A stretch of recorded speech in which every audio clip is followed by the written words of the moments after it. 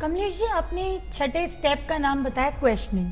हम ये चाहते हैं क्वेश्चनिंग के बारे में हम सीखें। इसके पहले आपने हमें पिछले एपिसोड्स में कुछ 3 साइकिल्स बताई थी, food cycle, energy cycle, emotional cycle. तो थोड़ा सा उनके बारे में एक बार फिर से विस्तार से बता दीजिए।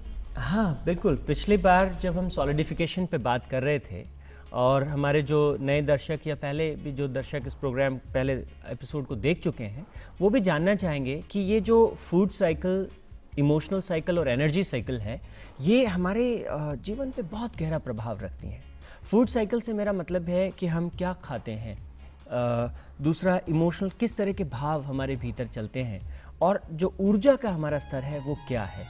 अगर हम प्राचीन परंपरा की बात करें तो प्राचीन समय में वैदिक ऋषियों ने इसे बहुत क्लियरली डिफाइन किया।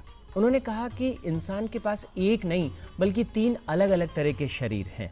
पहला शरीर जिसे उन्होंने कहा स्थूल शरीर, ये फिजिकल बॉडी जो हमें सीधा सीधा दिखाई देता है, तो ये पहला है, इसकी अपनी एक गति है।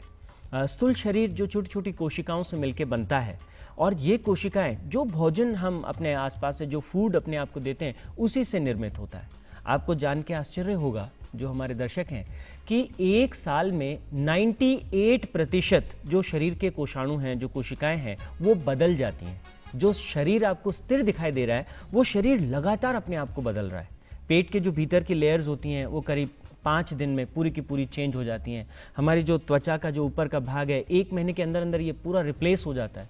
और वैज्ञानिक कहते हैं 7 साल में हमारा पूरा शरीर, पूरा का पूरा शरीर जो है, पुराने सारे सेल्स हट जाते हैं और उनका स्थान जो है वो नई कोशिकाएं ले लेती हैं। और ये जो शरीर के निर्माण है वो उस अन्न से होता है जो हम खाते हैं। अगर हमने सही अन्न, जिसको हमारे शास्त्रों में 3 तरह के भोजन के बारे में बात किया, तामसिक, सात्विक और राजविक प्रवृत्ति के भोजन के बारे में, तो अगर अच्छा भोजन हम लेते हैं तो वही भोजन क्योंकि हमारे शरीर को निर्माण कर रहा है तो शरीर अच्छा होगा। तो जो पहला चरण है वो ताकतवर हो जाएगा, स्थूल शरीर जो है वो स्वस्थ होगा। तो ये शरीर जो अगला चरण है, बेहतर विचारों को अपने भीतर समा पाएगा, बेहतर ऊर्जा को वो जो है पकड़ पाएगा। तो इस स्थूल शरीर के बारे में, खान पीन के बारे में बहुत ज़्यादा सतर्कता और ध्यान की आवश्यकता होती है। इसके बाद जो दूसरा शरीर, जो सूक्ष्म शरीर की बात है, जो इमोशनल साइकिल की बात है कि किस तरह के विचार हमारे भीतर जगह बना चुके हैं, वो बैठ गए हैं। अगर सकारात्मक भाव हैं तो जीवन सकारात्मक होता चला जाएगा। ये सूक्ष्म शरीर पर हमारे मनीषियों ने कहा कि अगर लगातार हम, जैसे पिछले एपिसोड में भी हम बात कर चुके हैं, कि अपनी चेतना पर, अपने विचारों पे और अपने कर्म पे, स्वचेतना, स्वकर्म और स्वविचार, इन पे लगातार अगर नज़र बनाए रखें तो हम जो हमारा दूसरा जो सूक्ष्म शरीर है, जो विचारों से निर्मित होता है, उसको परिष्कृत कर सकते हैं, बेहतर बना सकते हैं।